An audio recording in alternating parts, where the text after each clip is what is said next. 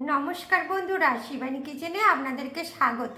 আজকে আমি কুঁদরি ভাজা করব। এই কুঁদরি ভাজা করার জন্য কুঁদরিটাকে ভালো করে সরু সরু করে কেটে নিয়েছি। এবার এর মধ্যে লবণ আর হলুদ দিয়েছি। দেখুন, এটাকে ভালো করে মাখিয়ে নিয়েছি। এই লবণ আর হলুদ দিয়ে কুঁদরিটা মাখিয়ে নিয়েছি।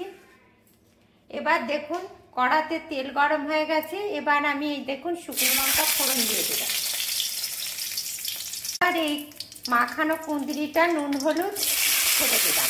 কুঁদরি ভাজাতে একটু জিরে গুঁড়ো দিয়ে দিলাম, আর এই দেখুন একটু ধনে গুঁড়ো দিয়ে দিলাম। দিয়ে এটাকে এবার ভেজে নেব। এইভাবে ভাজলে কুঁদরি ভাজাটা খুব টেস্টি হয়। এই দেখুন পোস্ত ছড়িয়ে দিচ্ছি। এই দেখুন বন্ধুরা, কুঁদরি ভাজাটা হয়ে গেছে।